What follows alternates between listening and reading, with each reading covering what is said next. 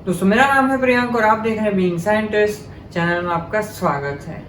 अगर आप बायोलॉजी के स्टूडेंट हैं तो ऐसा जरूर हुआ होगा कि आपने स्कूल या कॉलेज लाइफ के अंदर स्पेसिमेंस देखे होंगे, एनिमल स्पेसिमेंस, और खास तौर से जैसे फ्रॉग है, मछलियां हैं, ये एक फॉर्मेलिन के जो सॉल्यूशन होता है उसके अंदर स्टोर करके रखे जाते हैं। तो कैसे एक तरह से वो फॉर्मेलिन का जो सॉल्यूशन होता है वो उन अलग अलग स्पेसिमेंस को प्रिजर्व करके रख पाता है, जानते हैं इस वीडियो के थ्रू।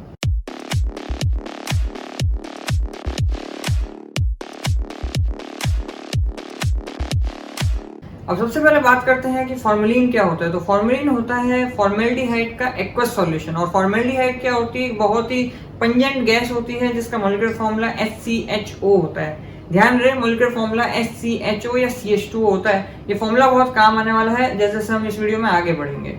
तो इसका जो है एक तरह से तकरीबन मतलब 40% फॉर्मेल्डिहाइड गैस होगी और बाकी का वाटर होगा, एक तरह से 60% तकरीबन।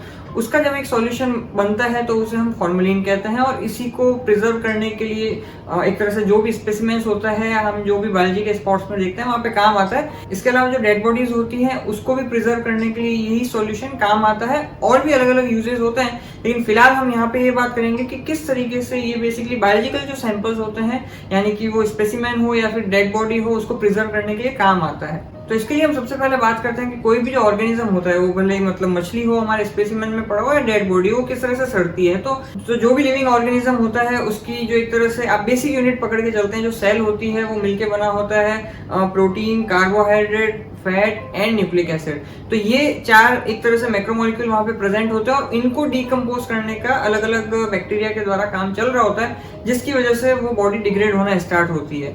लेकिन होता क्या है कि अब इसी चीज को अगर हम समहाउ रोक सकें तो इससे हम प्रोटेक्ट कर सकते हैं उस पर्टिकुलर स्पेसिमेन को या उस पर्टिकुलर डेड बॉडी को, डेड ऑर्गेनिज्म को आगे डिटोरिएट होने में। अब उसी के लिए जो है हमारा जो फॉर्मेलिन सॉल्यूशन जिसमें फॉर्मेल्डिहाइड होता है तकरीबन 40%, वो हेल्प कर रहा होता है। तो थोड़ा केमिस्ट्री व्यू पॉइंट से आपको समझाऊंगा जिससे आपको बात क्विकली फटाफट से समझ में आएगी।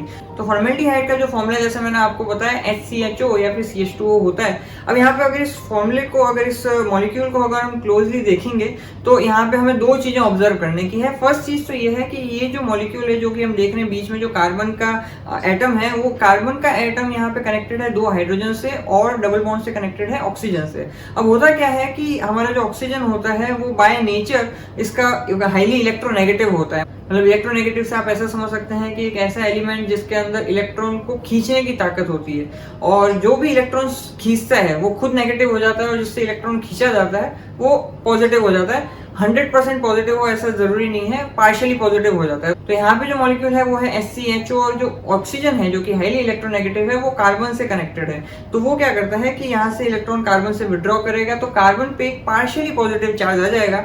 और अब दूसरी चीज यहाँ पे एक और ये देखने वाली है कि यहाँ पे अगर हम क्राउडिंग की भी बात करें तो जो कार्बन है उसके पास में एक तरह से एक एटम लगा है दैट इज ऑक्सीजन, और आजू बाजू दो एटम लगे हैं दैट इज हाइड्रोजन।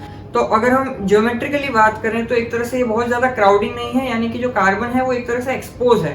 मतलब as compared to the one की अगर वहां पे मान लीजिए हाइड्रोजन की बजाय कोई इथाइल ग्रुप होता, मिथाइल ग्रुप या प्रोपेनॉल या ऐसा कुछ बड़ा सा ग्रुप होता, तो ये एक तरह से पूरा का पूरा मतलब क्राउडेड होता, तो इस पे इजीली यहाँ पे कार्बन को एक्सेस नहीं किया सकता था। लेकिन इस केस के अंदर जैसा कि हम देख सकते हैं कि एक तो कार्बन ऑलरेडी पार्शियली पॉजिटिव हो चुका है और दूसरा इसको इजीली एक्सेस किया जा सकता है। अब इसी नेचर की वजह से जो है ये काफी अनस्टेबल हो जाता है और इसी अनस्टेबल होने की वजह से ये जगह जगह जाके जो है बॉन्डिंग बनाना स्टार्ट करता है। अब जैसे ही हम क्या करते हैं, फॉर्मेलिन का जब सॉल्यूशन डालते हैं तो उसमें फॉर्मेल्डिहाइड जो होता है, अभी फॉर्मेल्डिहाइड जाके किसको सीक करेगा, क्योंकि ये खुद पॉजिटिव है तो अब इसको चाहिए वापस स्टेबलाइज होने के लिए इलेक्ट्रॉन। और इलेक्ट्रॉन जो है सबसे ज्यादा हम देखते हैं कि अमीन ग्रुप जो होता है, यानी कि हमने प्रोटीन वाले जैसे वीडियो के अंदर बात की थी कि बेसिक यूनिट अमीनो एसिड होता है, तो वहां पे जैसे अमीन ग्रुप होता है। और इसी तरह से एक प्रोटीन में बहुत सारे अमीनो एसिड हैं तो उनके बहुत सारे अमीन ग्रुप को अलग अलग जगह जाके ये बाइंड कर जाएगा। इसी तरह से डीएनए पे भी बाइंड कर जाएगा क्योंकि वहां भी अमीन ग्रुप है। इस तरीके से एक तरह से आप ऐसे समझ लीजिए कि वो जिस स्टेट में थे उसको उसी तरह से फिक्स कर देगा।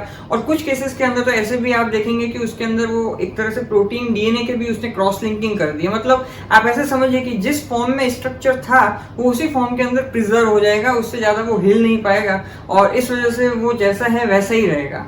अब बात आती है कि फिर यहाँ पे जितना भी मतलब एक तरह से डिटोरिएशन का काम है वो क्यों रुक गया, क्योंकि अगर कोई भी अटैक करना चाहेगा, बैक्टीरिया हो, फंगस हो, तो वहां पे वो अगर अटैक करेगा तो क्योंकि वो भी एक लिविंग ऑर्गेनिज्म है, तो उसके भी वही 4 जो मैंने आपको मैक्रोमोलिक्यूल बताया, वो भी 4 मैक्रोमोलिक्यूल उसके पास है, तो वो भी उसे अटैक नहीं कर पाएंगे क्योंकि उनके भी प्रोटीन को, डीएनए को वो एक तरह से फिक्स कर देगा और उसकी वजह से वो भी वहीं पे डेड हो जाएंगे। तो कुल मिला के एक ऐसा सिचुएशन बन जाएगा कि बेसिकली आपका जो एक तरह से जो ऑर्गेनिज्म है या जो भी वो सेल है, वो एक तरह से जो कोटिंग कर देगा अच्छे से उसका पूरा, एक तरह से आप टेक्निकली बोल सकते हैं कि एडेप्ट फॉर्मेशन कर देगा और उसके साथ में ही वो वहां पे फिक्स हो जाएगा, जिसे फिक्सेटिव एजेंट भी इसी वजह से इसे बोलते हैं। और साथ के साथ अगर कोई अटैक करना चाहेगा तो उसे भी वहीं पे एक तरह से एज अ डिसइंफेक्टेंट काम करेगा और उसको भी वहीं पे खत्म कर देगा।